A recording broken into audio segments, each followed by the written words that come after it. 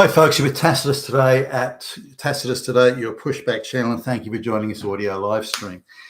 In this essay, I'd like to talk about there's been, certainly from the centre right at least, some rather nostalgic and in my view, at least, impractical views, or certainly impractical as the way things are structured at the moment, to return to the traditional family, to have stable families. The heterosexual, the mum, dad, the 2.4 kids, and that sort of stuff, and that is the best model for a stable, cohesive society, and having sort of sundry on benefits like less crime, fewer street gangs, and so on and so forth.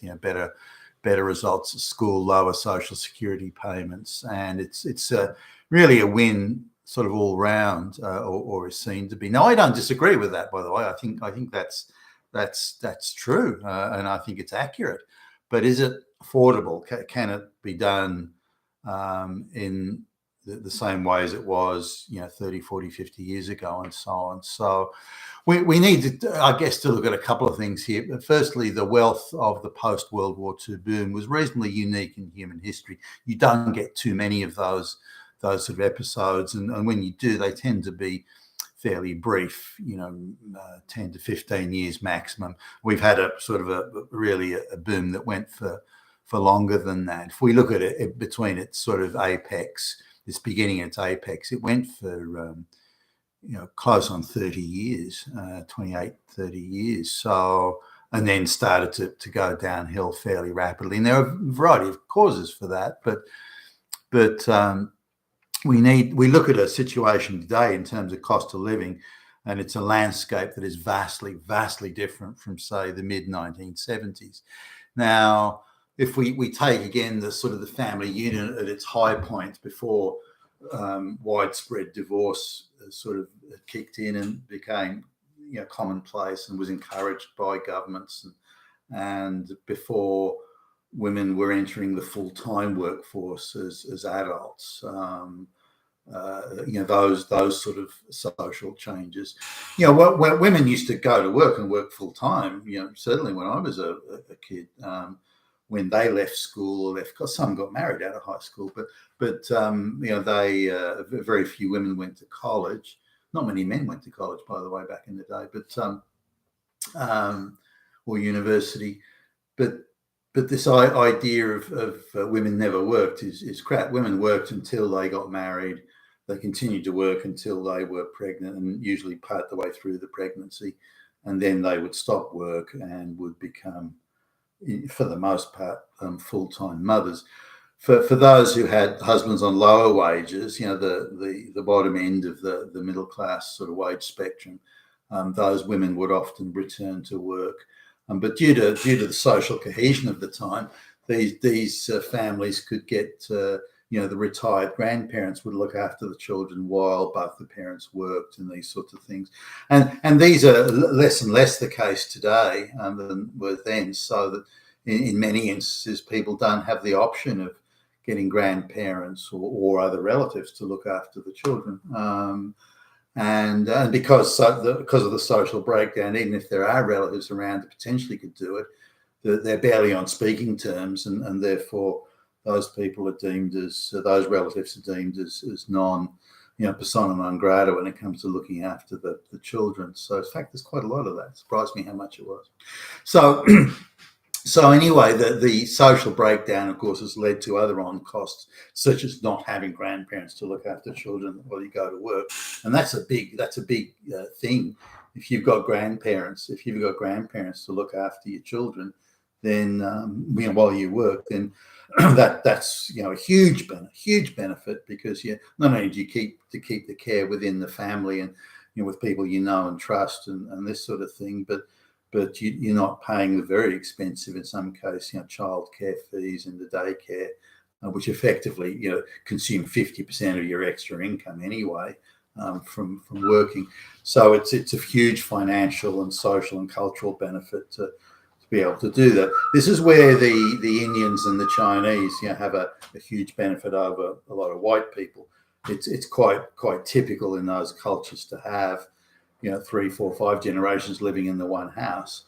Perhaps not happily all the time, but at least they do that, which means economically they're able to prosper in a way that the white Anglo-Saxons with their social breakdown situation can't. But I want to come back. Is it even possible to have the 2.4 children these days with a dependent family living at home? Now, I'll just do some numbers that'll show you some numbers that'll just bring that in. I don't think it's economically possible anymore. And, I've crunched some numbers here. Now, this assumes rent, given it's probably the most accurate sort of hard dollar representation of the cost of living, because interest rates can vary on mortgages, and so it's more difficult to compare apples to apples there. But with rent, it's sort of a constant type thing. But so I'll use that as an indicator. But so how many people today could live that lifestyle? Now, in 1975, rent. This assumes a middle distance city dwelling, not something out in the middle of nowhere, but so it assumes a city lifestyle, not inner city necessarily, but certainly middle distance to middle outer distance suburbs. So rent took up in 1975. Rent took up 32% of the average paycheck. So now, this is the average single earner, not a household income. And the statisticians today play silly games between average income per person and then average household income, and they play games around that. So see, there's no difference when in fact two incomes today. Just wait for this. Two incomes today, average incomes, have less purchasing power than a single income did in 1975. So it'll just give you an idea as to how the cost of living has changed. So rent took up 32% of the average wage paycheck in 1975. Today it takes up just over 70% of the average paycheck. So that gives you an idea of just how much the economics have changed there. So if you want on an average wage, and an average wage in 1975, 1970 to 75, you could afford a dependent wife and 2.4 children, and you could afford to buy a house and run a motor vehicle and so on. And you could buy a basic motor vehicle, but you could buy a motor vehicle then for say $2,000. Now today that same vehicle is $40,000. Now you get more vehicle for your money. It's got air conditioning. So you do get more vehicle. But the point is that the basic transport back then, it was basic. There's no air conditioning. It had no radio or anything in it. It was bare bones, but it was a motor vehicle and it got you from one place to the next. So the vehicle is 20 times more expensive than it was then, or the current iteration of what would be the same vehicle is 20 times more expensive. But wages were only gone up by 11 times. During that same period. So the motor vehicle is by 11 times during that same period. So the motor vehicle is considerably more expensive. Now you can get a much smaller motor vehicle, a tiny little inner city sort of buzz box that gets around. That is an approximate equivalent of that price structure, but you can't fit 2.4 children and so on in that. So having a look at that, and now petrol or gasoline for the American audiences, that was 40 cents a gallon in 1975. Or actually the one I'm looking at is late 1974 here, but 40 cents per gallon. And today that same petrol is $9 a gallon. So that'll give you an idea again to the difference in price. Now, if we just took wage inflation alone and the price of petroleum matched the wage inflation, it would be somewhere around $4.40, $4.50 today for a gallon.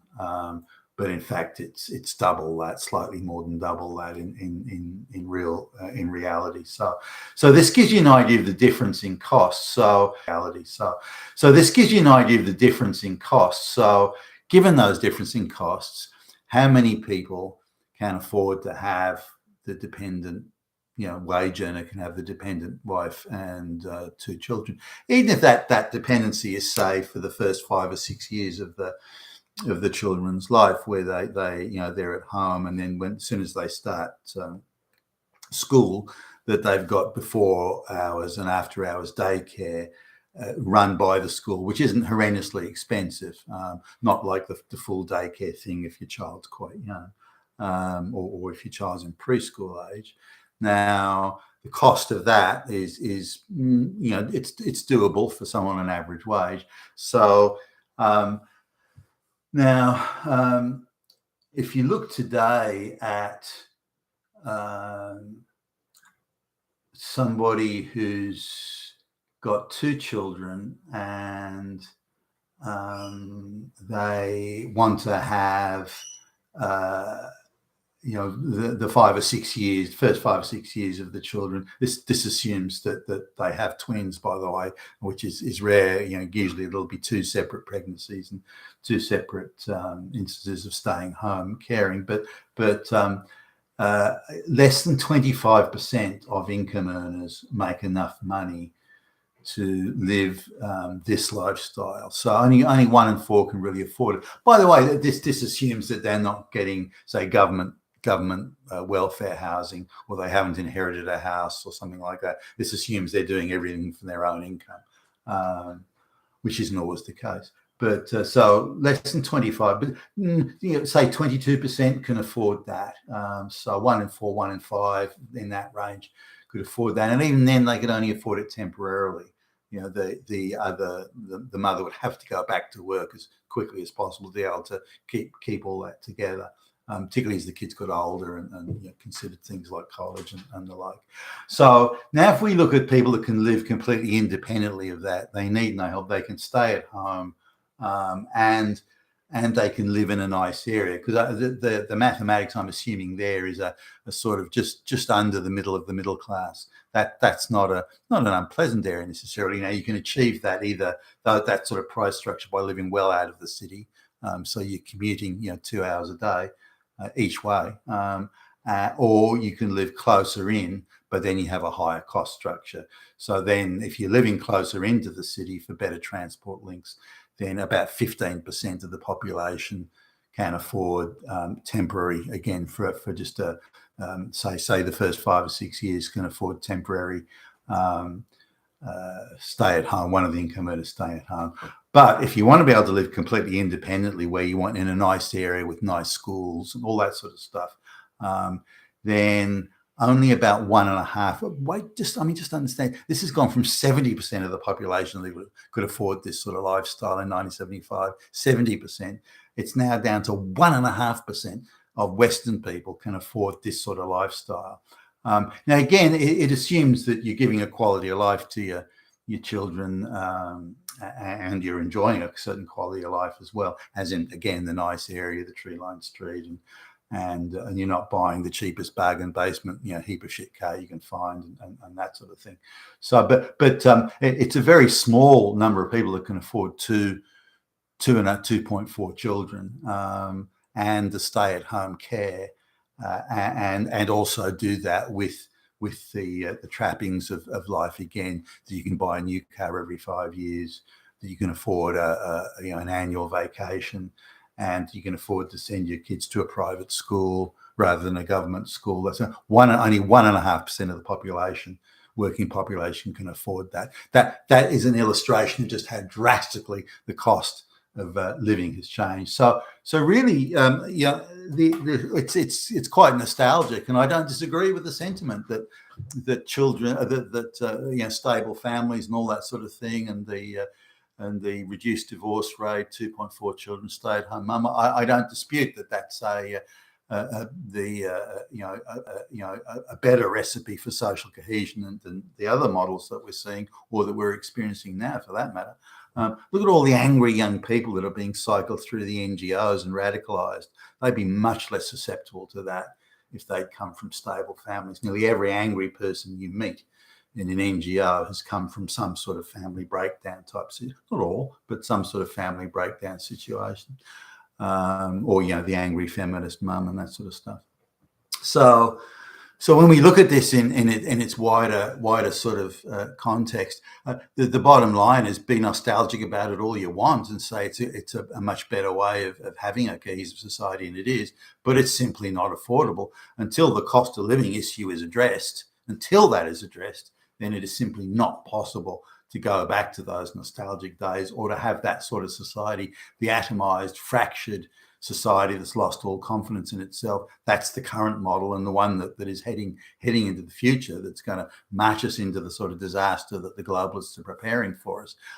And that's a model that they want to keep in place, given how destructive it is to Western social cohesion and social national confidence.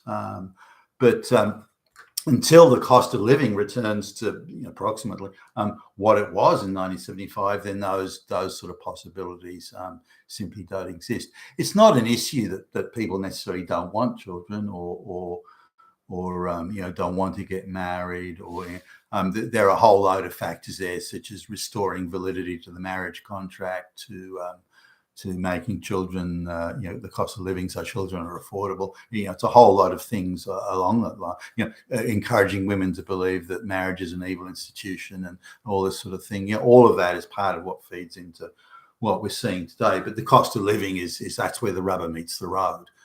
No matter what you may or may not think about, marriage is a caged hell, or it's a wonderful place to raise children and future citizens, whatever you may think about that, it ultimately inevitably comes back to cost of living. Now, some people say, well, look at those families that live in government welfare housing, and they have 5 kids, and they've all got different biological fathers, this sort of thing. What about them? They have plenty of children. Well, would you want to bring your children up in that sort of situation? I don't see the future responsible citizens of the nation coming from that sort of quarter. But again, coming to the cost now, why is the cost of living so high? I mean, there's multinational colluding, there's oligopolies, cabals, pricing cabals, and all sorts of things like that. And that's widespread. In fact, it's getting worse.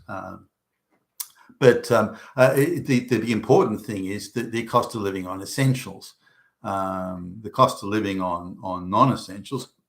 TVs, as an example, TVs compared to what they were is very good value today. So optional consumable items are quite well priced in the overall scheme of things. But things you must have, a roof over your head, that's very expensive, and on a relative basis. But as long as they're going to allow, the real estate speculation by offshore investors in Australia in particular, I can go to just in some areas where there's masses of auctions and viewings of real estate, some of these inner city areas. You just look, and every fucking place is purchased by an offshore buyer. And speaking Mandarin as I do, and Chinese Mandarin, I can listen to what's being said. There are all these big Chinese offshore investors, or Indian in some cases, that just walk from place to place with their buying agent, just buying one after the other, and it's not surprising to see these people owning 200, 300, 400 properties just in one suburb. And this is allowed by the Western, foolishly allowed by Western governments. And so the cost of buying a house or renting a property or anything like that has gone up by 3 times, or almost 3 times the rate of wage increase. So this illustrates just how unnecessary and how artificial the increased cost of living is. Not natural. It's not due to organic or market forces. Far from it. This is a concerted effort by a very small, very wealthy elite to just order the entire economics of Western society to suit themselves, but at the expense of the rest of the people. And that expense is then playing out in inability to afford having children. I was sort of there at the beginning, as a kid, watching. With some bemusement, even as a kid, watching the attempts of the various, which were then mainly right wing, but also left wing. The left wing thought women going to work would be to give women independence, so they would have their own money and therefore be independent. The right wing saw it as the economic right wing saw women going to work as a way of reducing wages and increasing the dependence of the population on those who could provide employment. So each of them, for their own reasons, actually pursued the same objective, which is kind of weird looking back. But this idea of getting women into college, into the workforce, and having to lower the standards of university acceptance and all sorts of things like that, and even worker acceptance or standards of interviewing to get this change in the employment mix. The effect of it was that more and more women were less inclined to get married, or fewer women were inclined to get married, more to the point. And this in turn had an effect. Then you have lower population growth, and then the same people that engineered all this saying, "Oh, we have to bring folks in from the peasants in from the third world to solve the problem of not having enough babies." But you've created the problem in the first place. You've created the problem of not enough babies, and you then say that the solution is to bring in people from vastly illiterate peasants from vastly different cultures, from overpopulated, failed state societies in the world. I mean, you've got to be kidding. But that's where we're at. So it's simply not affordable. So until there's a major rework of property, until property, housing, where you live, is seen as a place to live and not as a lucrative investment opportunity for financial monopolists and so on. And until that change, I don't think it'll ever be possible to return to let's have a family and let's have kids, other than for a very small percentage of the population who can afford it. You've been attached to us today, your Pushback channel. Thank you for listening.